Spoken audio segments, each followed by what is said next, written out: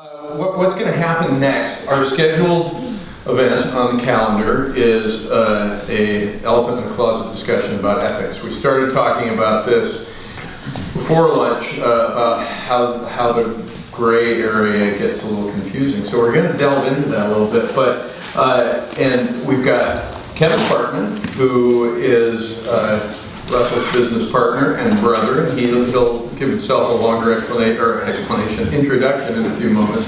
And we've got Tom Reese here, who is a horrific photographer, Blue Earth photographer, former Seattle Times staffer, and who's worked on these issues, ethical issues, in a lot of other workshop environments, so he's going to be part of this panel. But Scott Anger has come up from Los Angeles, gentleman sitting in the center there, and until fairly recently he was the head of multimedia for the Los Angeles Times. He is trained way back in the day as a still photographer, and he now owns and operates a production company called Pandau, which, and I asked him, it is not a restaurant that delivers. It is a production company. Anyway, and they're producing some of the best multimedia that can be found out there in the cyber world today. Most notably, a piece that was done for the Open Society Institute, which is part of the Soros Foundation. And Scott is going to give you a look at that stuff. I think you've won just about every award that's available for this in the last year, right? No, definitely not. No, good housekeeping award anyway. Ladies and gentlemen, Scott Anger.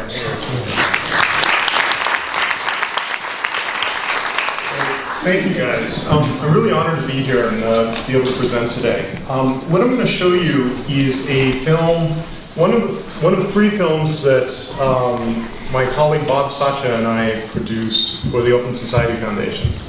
And what this series was, Soros, the Open Society came to Bob and I and asked us to produce films to go with their Stop Torture in Healthcare campaign. And one of the films that, one of the kind of concepts or stories that they wanted to highlight was the forced detention of drug users in Cambodia, which they considered torture. They also wanted to highlight forced sterilization of women in Namibia. And the third one, which I'll show you today, is the denial of pain relief to hospice patients in Ukraine. And one of the things, we'll talk about ethics. This should lead us very well into the ethics panel. We'll talk about kind of the ethics and things that were going on in my head as this large organization came to Bob and I. But basically, our mandate was to just tell the best stories we could possibly tell, as truthful as we can tell them. So let me show you. This is about a young 28-year-old man, Vlad, who has cancer, and he's been denied pain medication.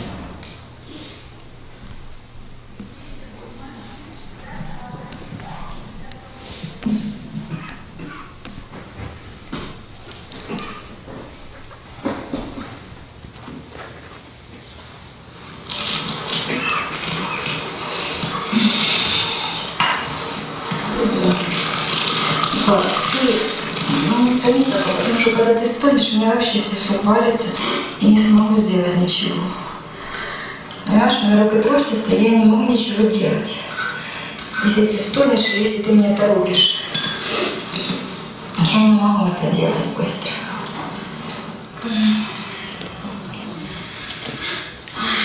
А так мне очень больно каждый день. Мне трудно самому колоть. И тоже, видя, как я мучаюсь, сама страдает.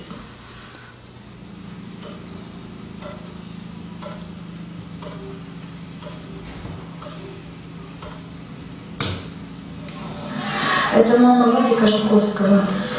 У него высокая температура, он вообще обливает все постели. В общем, там, наверное, раздают почки и большущий сепсис. Надо, чтобы глянул врач. Хтось може приїхати глянуть. Там вигнало Сейчас зайчику. Уже горит 3 месяца. Никто не приходит, никому до этого дела нету. Никто не посмотрит на эту рану. Всегда надо тащить за веревку. Придите, посмотрите. Вот. Это вот крупный глад. Получился под ракетой, типа священник, это все 31-го в ночь. Видите, он родился 31-го, полдесятого вечера 82-го года, но я записала 1-го 83-го. Хороший такой мальчик. Он очень такой добрый. На момент заболевания это было 18. Это он уже болел. Это он уже болел, очки носить стал, и его разнесло. Но мы сделали там снимок, и показалась опухоль. Это опять же вот он, мы все и друзья. Видите, такой нормальный парень, все. Сказали в онкологии, что мы вам ничем помочь не можем. А значит, сказали, їдьте, завідуючий, їдьте, скільки вам Бог отвел. Ну, мы и поехали, раз нас заведующая выгнала, куда мы? Помирать.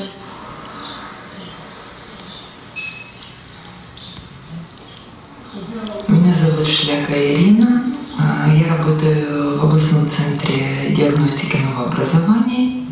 Занимаемся проблемой боли и паллиативной помощи онкологическим больным. Есть несколько моментов. Первое, я хочу сказать, что, насколько я знаю, на Украине больше 1 миллиона пациентов нуждаются в паллиативной помощи. Их много. То есть мы говорим о проблеме, которая касается каждой семьи. Для того, чтобы что-то изменилось на Украине, люди сначала, наверное, должны осознать, что они имеют право не терпеть боль.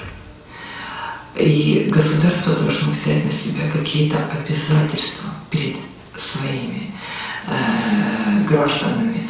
Может, это не конституциональное право, но это право человека должно быть.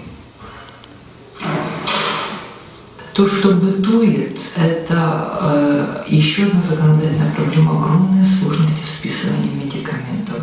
То есть сразу идет ограничение по количеству инъекций. Плоду мало этой дозы, 50 мг в сутки – это мало. Но и это уже уже граница дозволенного.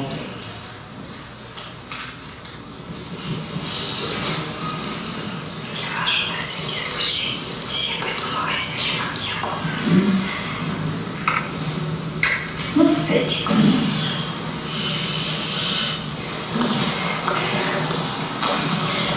В аптеку, так можно сказать, каждый день на несколько минут в хату. Если у меня 4 памперса, двоечка, синенькие такие, как я всегда была, помните? А потом парацетамола и ацетилсалициловую кислоту, пластиночку.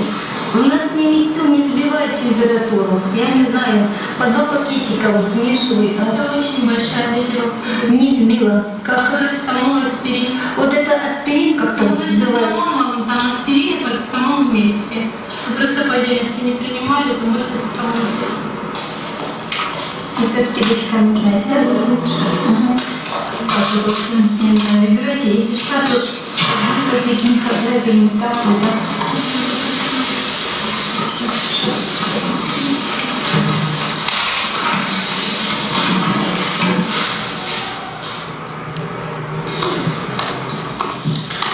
Или куда выйду на улицу, я немножко вот, типа, вот, слово тут какой-то номер 40, типа пожила.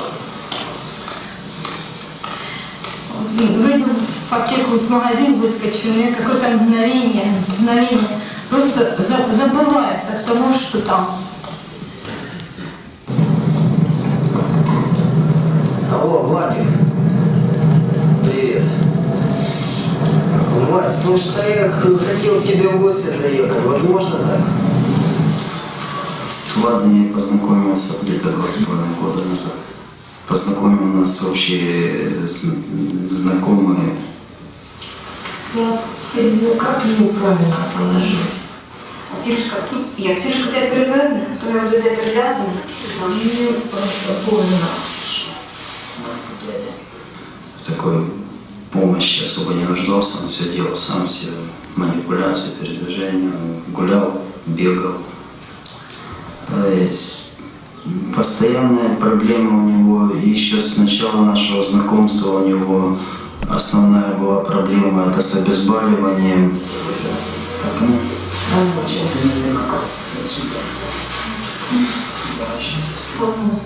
одна из проблем, которая на данный момент, это является пролежни. І ти віш, там вже ніколи нема багато. Оте біле треба подіти, треба хімити всі зочі.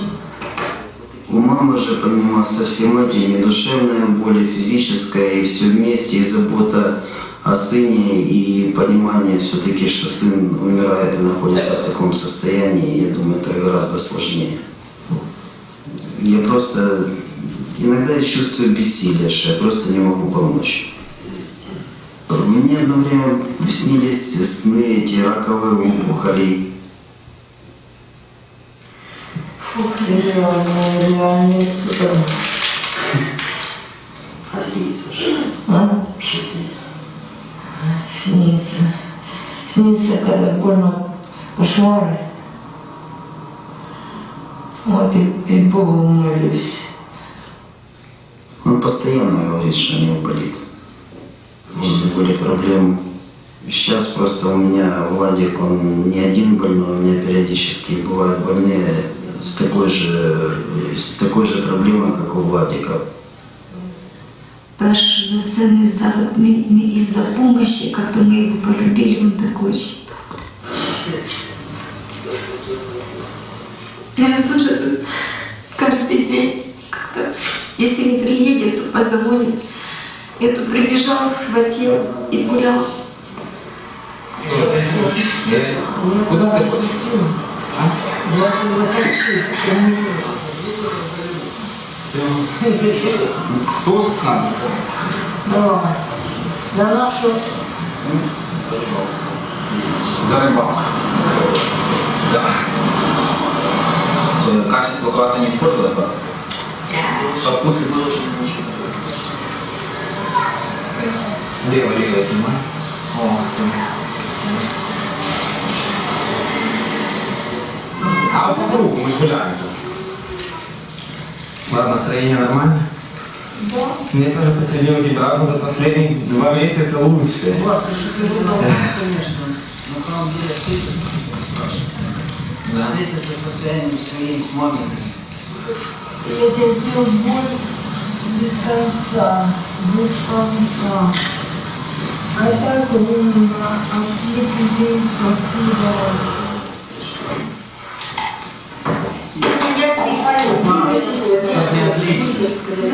Да, Дима, мы ходили к этому магазину, зашли, потом по школе, это по кругу.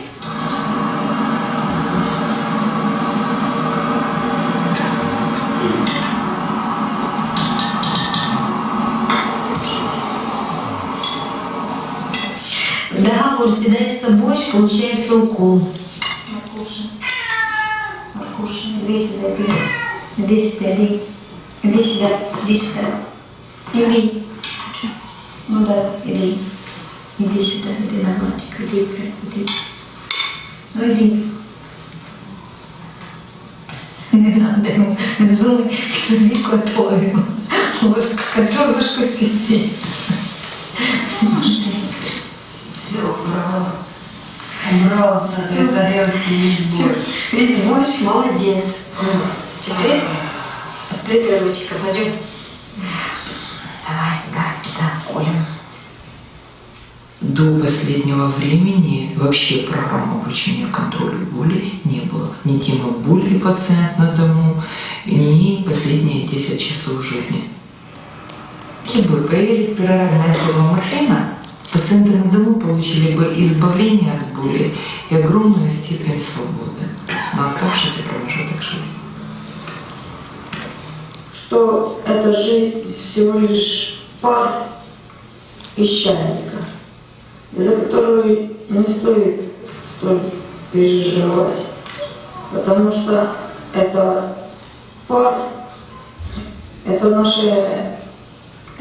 пропуск на небеса. И вам спасибо за то, что поддержали меня в моих болях и в моих страданиях. Я очень благодарен вам, Богу, за это.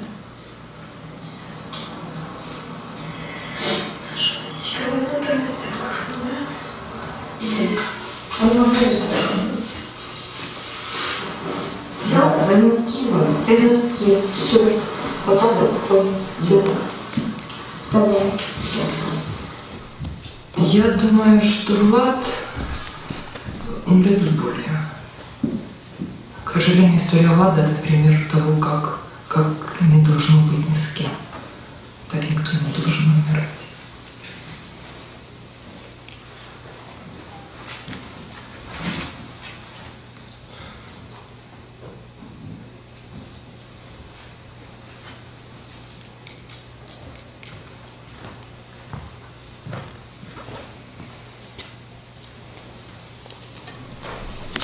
Open Society Foundations used this film. They took it around to various conferences around the world, and it ended up getting shown in the Ukrainian parliament about 6 months ago. And last month, Ukraine changed their drug law.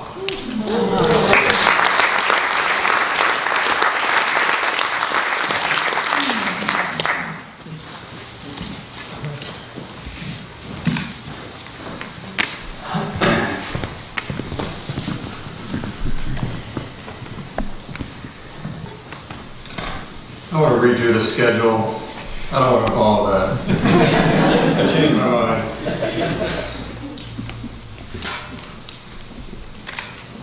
Good afternoon, everybody. Excuse me for looking over my glasses.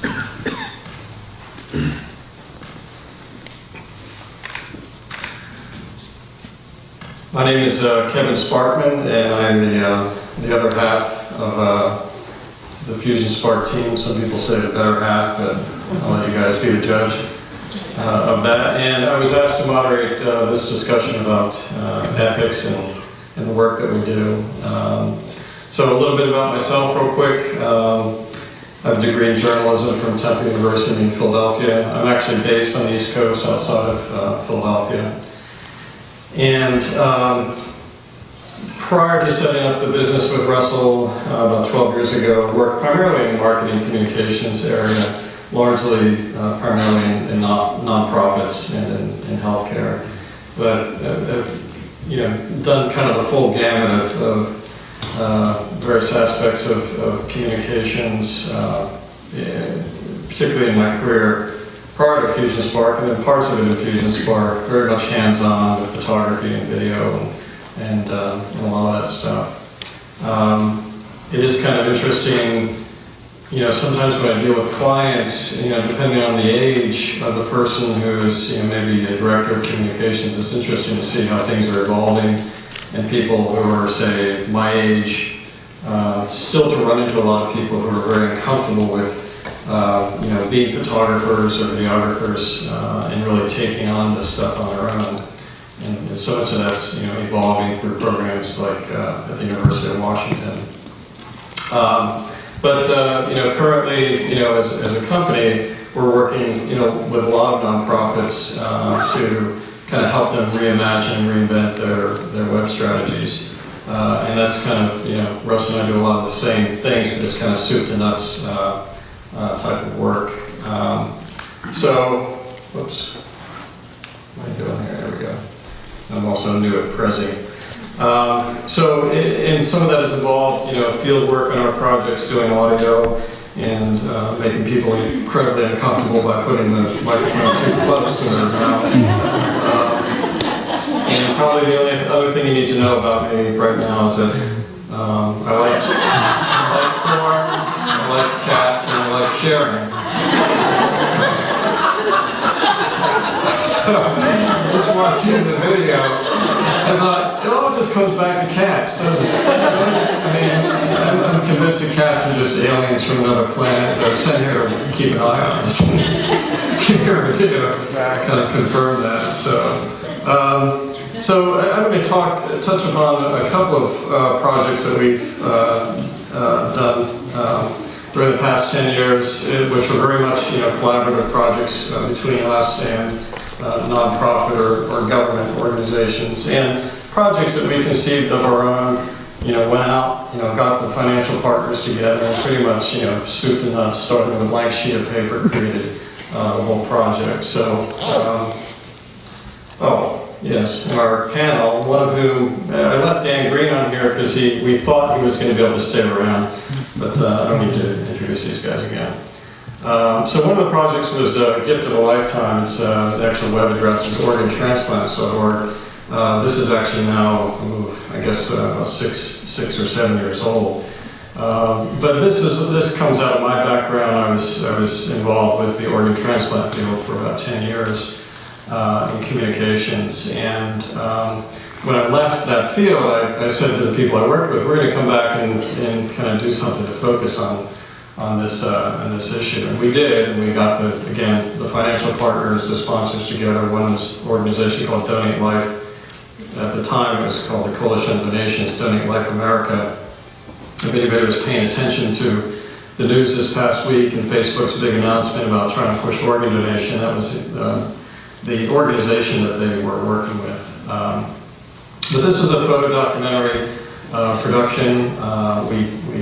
There's a lot to this site. I'm not going to go into detail, but of the different elements of the site. But there are a couple different components. One of which included documenting the organ donation side of the story, which we did in Philadelphia, and then the organ transplant side of the story, which we did as part of a live webcast in which, over a period of 10 days, we were following patients at the UCLA who were on the waiting list at the UCLA Medical Center. So Russell was the photographer on this. We were sort of co-producing this. We had a writer who we brought in who was a former associate editor at National Geographic, who was the writer. So when you get into this site, again, this was more like 7 years ago. You won't find a lot of video here, but you'll see audio, narratives and photography. So we were following patients, in this case a man from this area who had a cornea transplant, but we were following patients at UCLA Medical Center. And when we talk about ethics, certainly for us, this was an advocacy piece. We went into this, the reason that we were doing this is try to create a story that was real and not to kind of trump a lot of the, urban legends and myths and things that were out there about organ donation, transplantation in the U.S. And that was one of our primary goals, was to create something online that when people did search for organ donation information, they would actually find, some information that they could hopefully trust and that would inspire them to become donors or to care about this issue. But we certainly, had a lot of discussions about how we would tell the story, how we would, kind of insert ourselves into the lives of people, particularly on the organ donation side, where, we were basically following the organ donation teams and waiting for a call that somebody basically was died or was being declared dead. So how do we insert ourselves into those situations without inflicting more trauma on those families at that time? And then, how to cover the stories on the transplant side without feeling like you're being, too intrusive or taking advantage of their situations. So I'm just kind of going through some of the imagery from that, particular project. We had complete editorial control of this. Some other sort of, I guess, ethical debates that we had within the team were, well, how do we talk about things like the costs of transplantation? And, my feeling was, in having a lot of knowledge of the subject, that was an entirely different, website, an entirely different, discussion that we really wanted to connect people with the emotions of what it's like on the organization side to lose somebody and make that decision, and what it's like to wait for a transplant. So that was just one example of one of the collaborations that we did, and I can take questions about that later. But one of the other projects was a project. It's called FloridaSprings.org, and Russ alluded to some of this, but after our original One World Journeys experience, we went to Florida. We were connected with some people with the Florida Department of Environmental Protection, and we basically convinced them that there was a different way to talk to people about water protection, and that we had the opportunity to tell stories the same way that National Geographic was telling stories, the same way that NOVA was telling stories, and that it would kind of turn things on their head in terms of the way government traditionally communicates about environmental issues. So Florida, this project was an original production of ours. If you look at the site, it'll say copyright Fusionspark Media. And there were similar components built into this that we did with One World Journeys, which was during a period of about a week, we did a live expedition in which we were basically sort of following the journey of water, the path of water through Florida, and to try to help people understand what were all the impacts along the way that affected the Floridan aquifer and the beloved spring systems. I don't know how many of you have ever been to sort of central northern Florida and experienced a spring in Florida. Okay, not too many. All right. Well, next time you go down to, say, Disney World, you can skip Disney World and look for one of these beautiful bodies of water. That was actually not an example of a beautiful body of water. That was an example of a sinkhole where all sorts of stuff is being thrown into it. They're basically throwing garbage and all sorts of nasty stuff directly into the drinking water supply. So, through this expedition, again, we were sort of following the journey of water to, both, it's a karst aquifer, so it's a cave system type of aquifer in which literally there are rooms, water-filled rooms, 10 times the size of this room, beneath your feet. And so the aquifer down there is very vulnerable to pollutants on the land surface. So in terms of some of the issues that we dealt with here is, well, who's messing up the aquifer? Who's really harming the springs? In reality, we kind of knew going into it was, well, you had to point fingers at everybody because everybody was having an impact.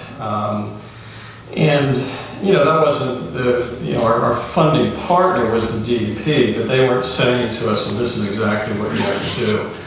And I explained to them, I said, look, it was funded by them. We had complete editorial control over it. But, I'm quite sure that they probably didn't allow another entry like that in the competition because I think there were people, who were on the board of SCJ who were looking at it saying, that shouldn't have been, permitted. So that was kind of an interesting, we were very proud of the project. We knew what came together in the end. And nobody was saying, get back to your award. It was nothing like that. It was just, people, questioning.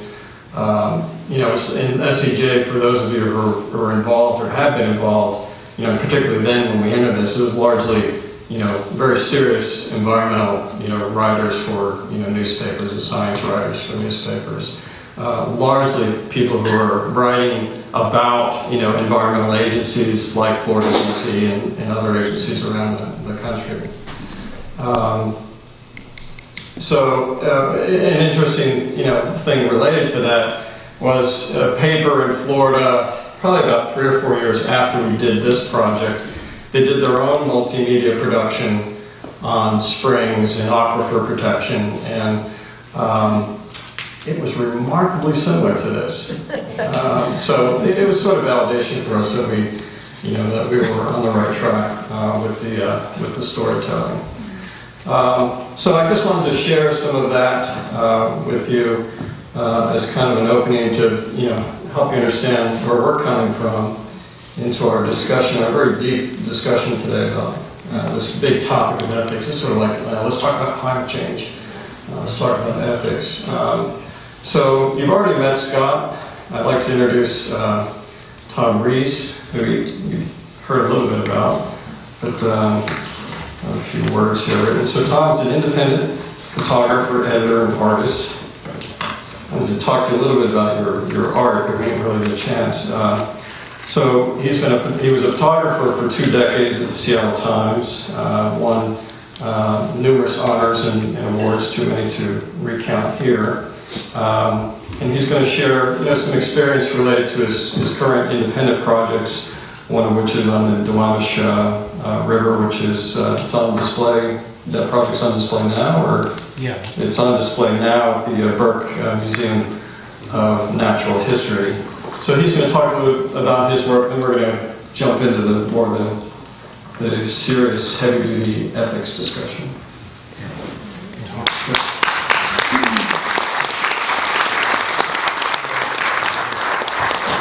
I'm just going to do a couple,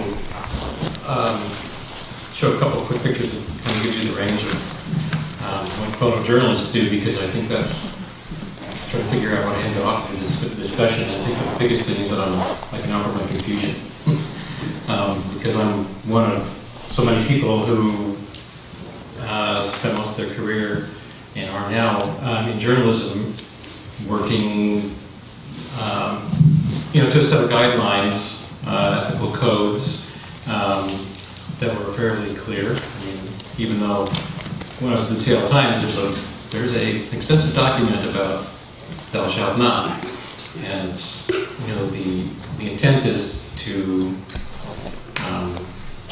filter out bias, to whatever degree you can accomplish that. So, like when Dan said earlier that there's, he was uncomfortable with the, I think he said message, as basically he was trying to get his head around. Well, I'm there too. I think a lot of people are, and I don't really know if other organizations that I would like to work to and sort of coordinate our work have the same set of values, and so that's really hard for me to figure out. I mean, I don't know how to do that. So if anybody has any input on that, I'd sure appreciate it. I think the other people in this room would too. I know that I'm not speaking for all photojournalists, but I think some of the things we have in common are that we got into the work because we felt a responsibility to speak, give a voice to people who didn't have a voice, and I think that transfers completely into work outside of newspapers or traditional, journalistic media. But getting there, I think it's the whole issue comes down to credibility. Because I think that what I've learned from different audiences, seeing my work and work of other people, is that, and I certainly like to feel this way, I want to know the sources of my information. I want to know who's telling the story, if what their perspective is, because I guess the bottom line, I want to know what to believe, I guess. And so I guess what I was saying about that is that the more transparency, the better is the only thing I can come away with, and I feel the same way when I'm talking with someone about the kind of work they want to do or want me to work with them to produce. There's credibility for the organization and the setting in which work is shown. But then as an individual photographer working, credibility means, well, that's my name. That's really what I have, at the end of the day. So that's really important to me too. But I'll just show you a couple of things here that are arranged what I do. This is just a couple pictures from my current Blue Earth project, which is a documentary essay on the Duwamish River. So it's an environmental story. The Duwamish is in Seattle. Seattle's only river that used to be a meandering, wild, beautiful river, and there are long houses all up and down, and then when the city was settled and being developed, they decided that it needed to serve, a different purpose. And so they dug a canal, turned the river into a canal, and then built an industrial area all around it.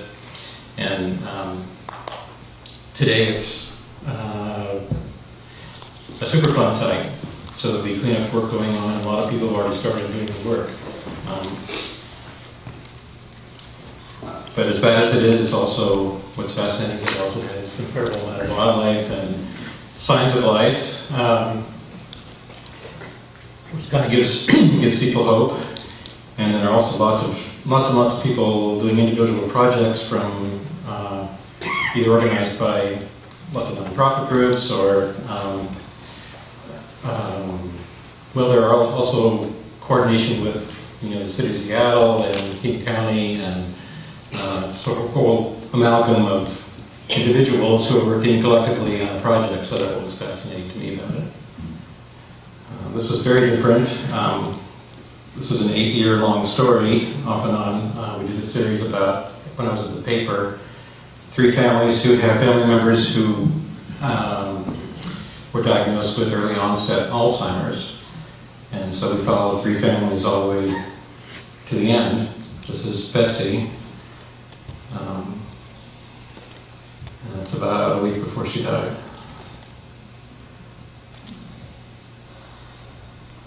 So, go from there.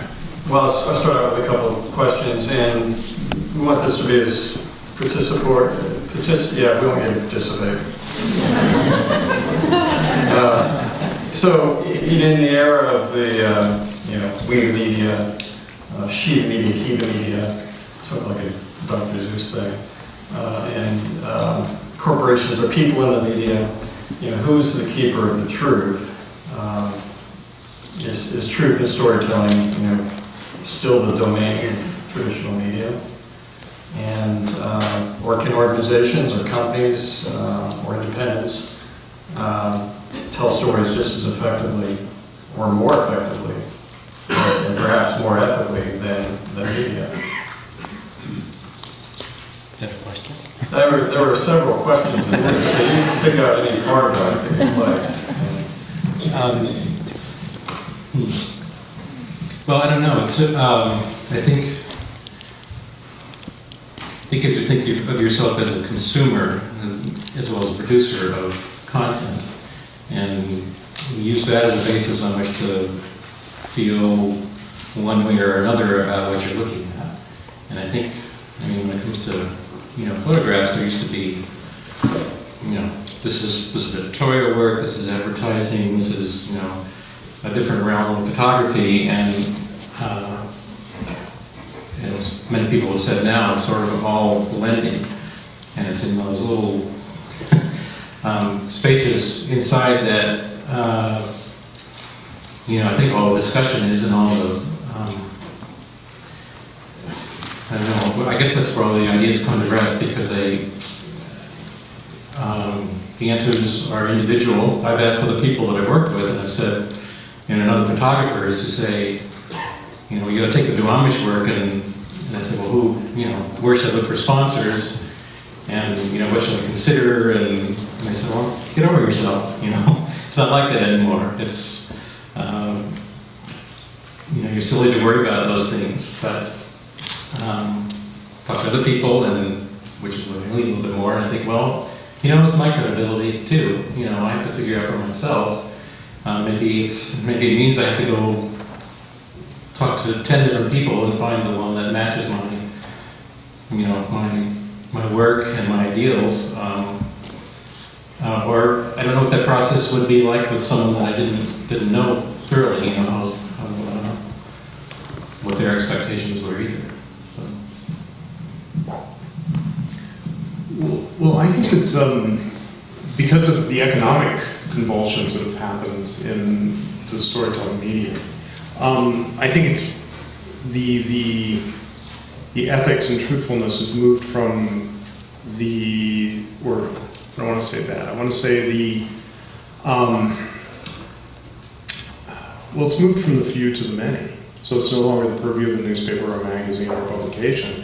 It's all of us. And we need to take the responsibility in being accurate and transparent and truthful, I think. And I think that's a good thing.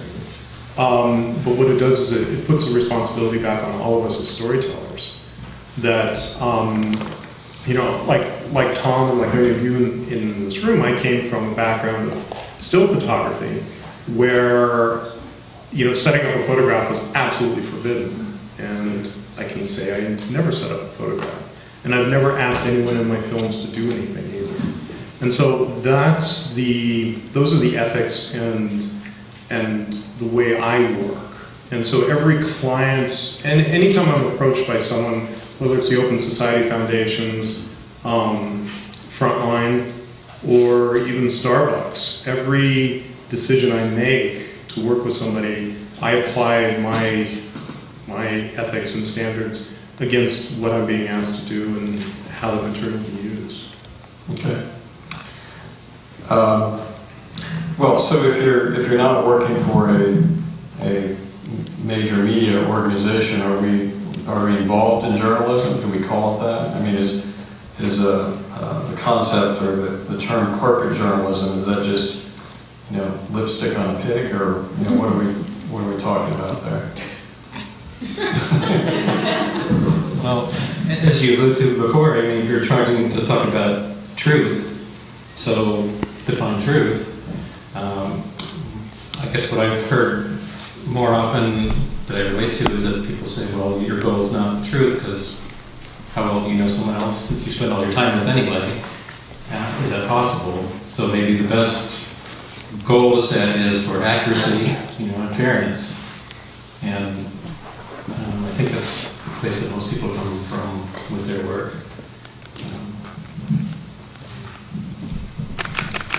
Well, I guess, we talk about, particularly for independent producers in here, is it, does it really matter at the end of the day, or is it, if we're telling good stories, or is it really just about paying our mortgages and paying for our new, high-priced digital SLRs? Well, contrary to what Dan said, I do deliver food, Chinese food. No, I think that,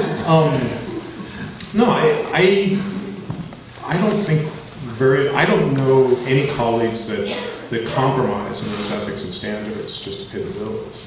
And I think it's very important, but the other point is that I think we all have our own boundaries and gray areas. My standards and the line that I will not cross is going to be different from yours or from yours. And I think it's for all of us to kind of determine where we sit in that. Yeah. Okay.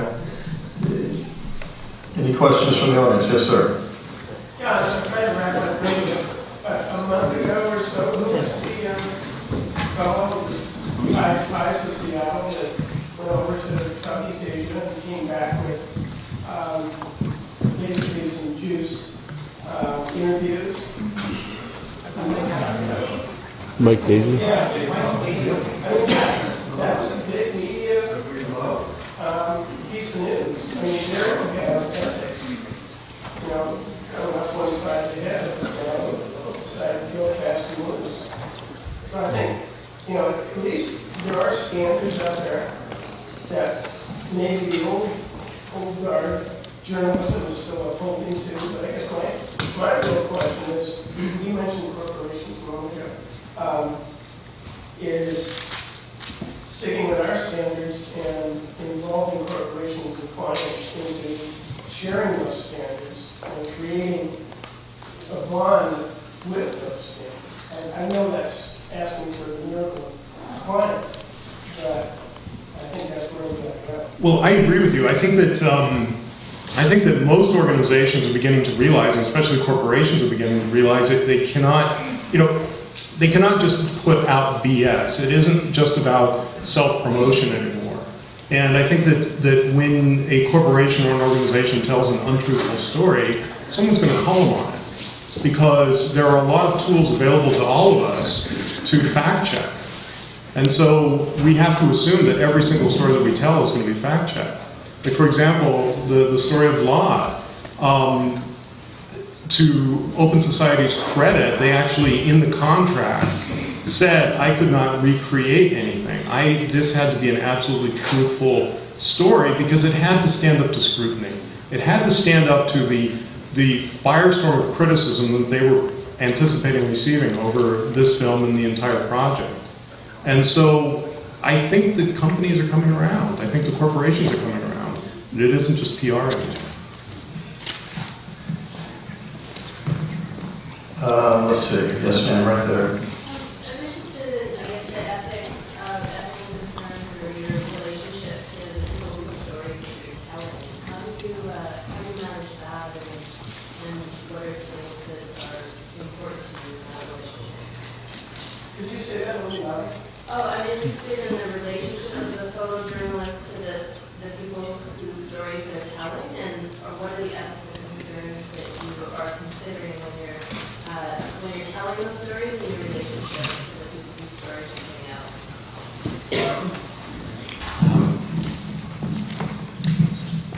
Well, to use the example of Betsy and the Alzheimer's stories, that was fascinating because it was such a long story and you got to know people so well. There were actually 3 different families that we spent time with, the reporter and I, and it was, the impetus was identifying a trend of people being diagnosed with early dementia, which is, Betsy had it in her, she was 46, I think, when she was diagnosed.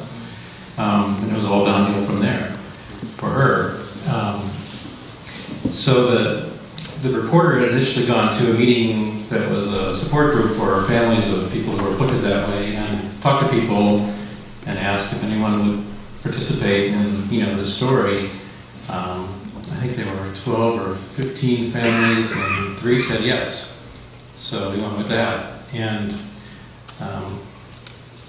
so putting ourselves in their position, here's someone in your family who is just going to continue to slide and slip away from you. That person knows that as well at the very beginning, and they also know there's nothing anybody can really do. So to them, their participation was because they thought by sharing their stories, they could help other people. And, it's really, they felt good about that because, they didn't really feel empowered by anything else they could figure out. And then the stories ran as a series, which was fascinating. We started at the very beginning, which allowed people who read the series to react and comment, and the families, heard, readers' feedback. Most of it was very positive, occasionally not. But then we sort of said at the beginning, we did say, if this, along the way, if something, changes this relationship and you're really uncomfortable with it, we will understand that. We'll honor that, figure that as we go. And so fortunately, as stories came out and, the situations deteriorated for the individuals, they hung in there because it was still something really important to them. And that's, if you're telling a story for someone else, then that's, that's a lot of responsibility. And that's I think that's where you figure out if that was a person in my family, how would I feel? I'm not sure I would go along with a story like that, and so for someone to be that courageous, I think you need to honor that. And that's, I think that's on the scale of,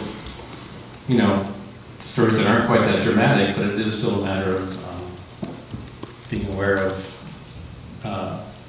your role as in this relationship as a storyteller, that communicates this message from this person to these people. You have anything to add, Scott? Yes. How do you balance the desire to create a strong narrative and a powerful story with the risk of creating a single story for a place or a group of people?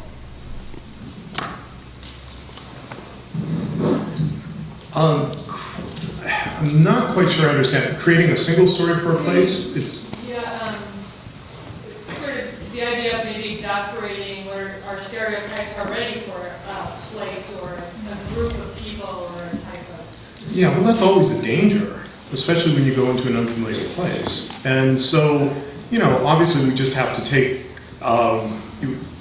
do as much reporting and research as possible to get a good sense of, you know, am I just taking a stereotypical view?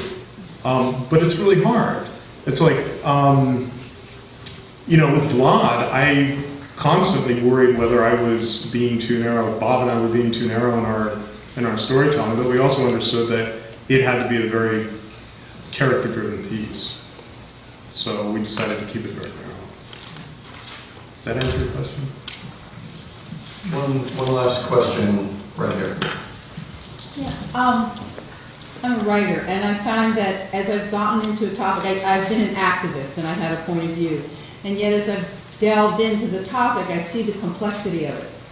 And so storytelling definitely has denouements, it has good guys, bad guys, and yet, when, you know, the affairs of the world that we're all embedded in are complex. And how do you deal with singling out something and making something right or wrong because it's what moves people, and knowing that the issue is a lot more complex than what you're portraying? I'll make a comment on that. I mean, I think that's one of where perhaps storytelling can be different when organizations are telling it than traditional media, because they might have more of an opportunity to probe those issues deeper than, say, a newspaper that's giving you so many column inches to try to, you know, capture that entire, you know, issue. I think that's what we've done with some of our productions, is that, you know, the organ transplant piece, you know, for many years after it was the definitive kind of resource, and was, you know, very in depth, and more so than most, you know, traditional or mainstream news and media organization would, you know, ever invest in telling, you know, a story, you know, like that. Any other thoughts? Okay. Well, I was just given the high sign that we're out of time, and thank you, Scott.